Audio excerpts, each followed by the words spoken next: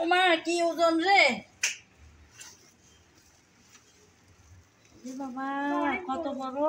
হ্যাঁ অনেক বড়। অনেক বড় হবে। ওমা কত বড়! এটা কয় কেজি? এটা কয় অনেক বড় একটা শঙ্কর মাছ নিয়ে আসছে। কয় কেজি এটা? এটা কাটবো কিভাবে? কেটেও তো আনে নাই। 10 কেজি হবে বলে বলি। তালা হচ্ছে এখানে আর মাছগুলো একদম বাইরে। মাছটা ডাবল কত বড় শঙ্কর মাছ দেখুন। এই যে লেজটা কত বড় শঙ্কর মাছ দেখুন, একদম ডালার বাইরে। ডালা হচ্ছে এখানে। এটা কাটবো কিভাবে? উনি তো কেটেও আনেনি। আইসগুলো করে যাবে এখন। নমস্কার বন্ধুরা, আশা করি সবাই ভালো আছেন। আমিও আছি মোটামুটি। আজকে আবারও প্রতিদিনের মতো নতুন একটা ভিডিও নিয়ে চলে আসলাম। দেখুন বন্ধুরা, কত বড় একটা শঙ্কর মাছ দেখছেন বন্ধুরা। এই শঙ্কর মাছটি কিন্তু আমি একটা ডালার মধ্যে নিয়েছি। দেখুন বন্ধুরা, এই ডালা পেরিয়ে একদম কতটুকু বাইরে চলে আসছে। অনেক বড় একটা শঙ্কর মাছ। এই প্রথম আমি এত বড় একটা শঙ্কর মাছ নিজের হাতে কেটে রান্না করব। আশা করি আমার সকল বন্ধুরা আমার সঙ্গে থাকবেন। মাছটাকে আমি কেটে ধুয়ে পরিষ্কার করে নিলাম। আপনারা তো দেখেছেন কত বড় মাছ ছিল। এটা কিন্তু 9 কেজি ওজনের মাছ ছিল। সেখান থেকে আমি কিছুটা পরিমাণ রান্না করার জন্য নিয়েছি। আমি এই পরিমাণ নিলাম আর এরকম সাইজ করে কেটে নিয়েছি। মাছটার একটা সাইডে সাদা আর একটা সাইডে কালো অংশ ছিল। আমি কিন্তু উপরের এই চামড়াটা ফেলে না দিয়ে এমনি একটা জালি দিয়ে ভালোভাবে পরিষ্কার করে নিয়েছি। এখন রান্নায় বসানো যাক। রান্নাটা বসাবো বলে চুলায় একটা প্যান বসিয়ে তাতে আমি 2টা তেজপাতা মাঝখান দিয়ে চিড়ে দিয়ে দিলাম। তারপর দিচ্ছি এলাচ, দারুচিনি। এখন দিচ্ছি কুচি করে রাখা পেঁয়াজ। আপনারা চাইলে পেঁয়াজ বাটাও ব্যবহার করতে পারেন। আমি কুচি করে দিলাম। এখন নেড়ে চেড়ে হালকা করে ভেজে নেব।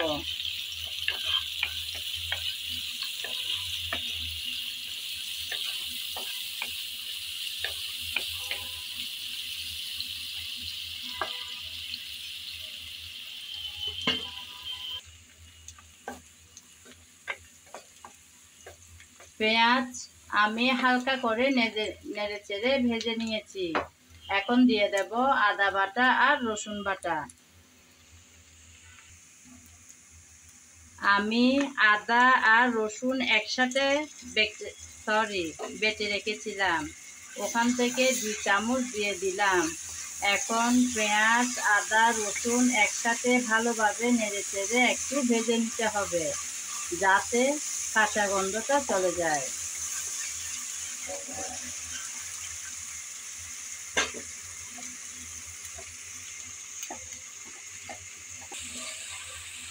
আদা, রসুন, পেঁয়াজ ভেজে নিলাম। এখন পরপর সব মশলাগুলো দিয়ে দেব। প্রথমে দিলাম হলুদ, তারপর মরিচ। জালটা যে যেমন খেতে পছন্দ করেন সেরকম দেবেন। তারপর দিচ্ছি জিরা, ধনিয়া, গরম মশলা সব একসাথে গুঁড়ো করা পাউডার। এখন দিলাম স্বাদ মতন লবণ।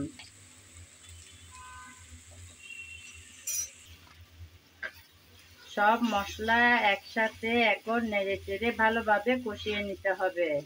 মশলা যাতে পুড়ে না যায় সামান্য পানি দিয়ে দেব।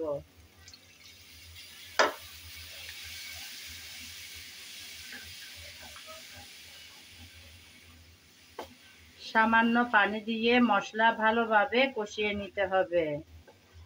মনে রাখতে হবে তরকারির ভালো স্বাদ আসে কিন্তু ভালোভাবে কষিয়ে নেওয়ার পর। তাই খুব যত্ন সহকারে কষানোটা করতে হবে।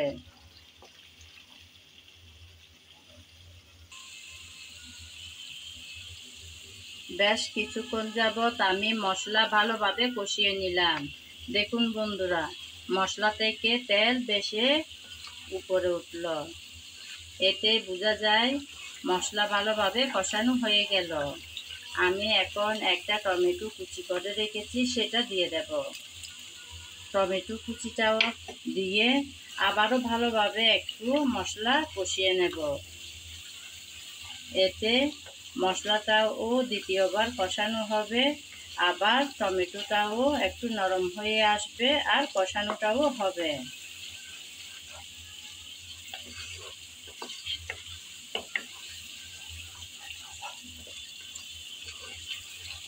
কষানোটা যতই ভালো হবে তরকারির স্বাদ ততই ভালো হবে।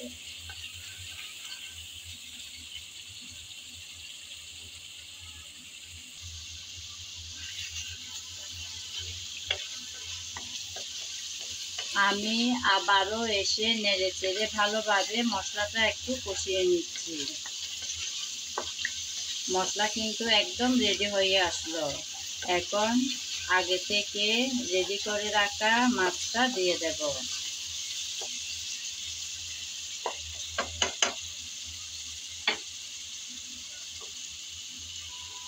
একে একে সবগুলো মাছ আমি এভাবে বসিয়ে দিচ্ছি।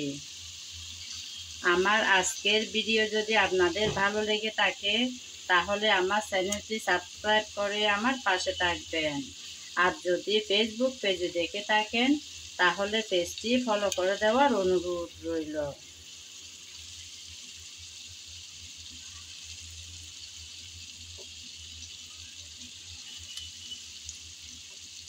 এর আগেও আমি এরকম শঙ্কর মাছের ভিডিও অনেকবার দিয়েছিলাম, কিন্তু এরকম বড় সাইজের মাছ আজ প্রথম নিজের হাতে কেটে আমি এই শঙ্কর মাছটা রান্না বসিয়েছি। একে একে সবগুলো দিলাম।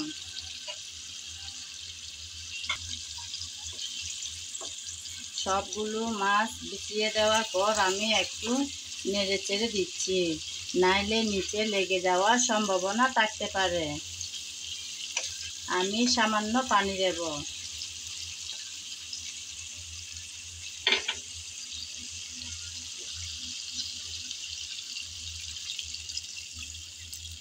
ঝোলটা যে যেমন পছন্দ করবেন সেরকম দেবেন।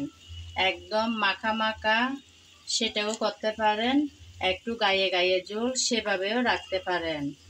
আমি ভালোভাবে সিদ্ধ হওয়ার জন্য একটু এভাবে পানি দিলাম।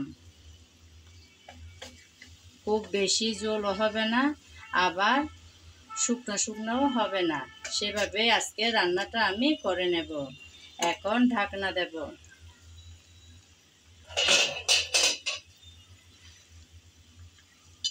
ঢাকনা দিয়ে দিলাম 10-12 মিনিটের জন্য।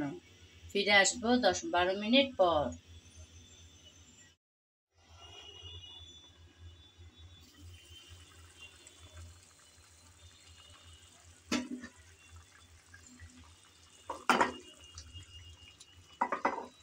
আমি 10-12 মিনিট পর এসে আবার একটু নেড়ে চেড়ে দিচ্ছি।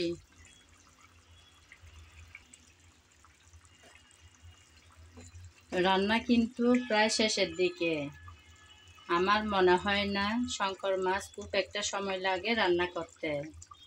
এখন আমি উপরে কিছুটা গরম মশলা পাউডার ছড়িয়ে দিয়ে তারপর আবার 5-6 মিনিটের জন্য ঢেকে রেখে দেব।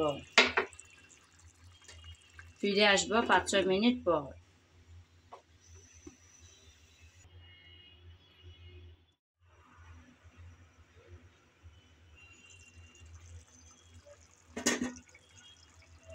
এই যে বন্ধুরা, রেডি আমার রান্না।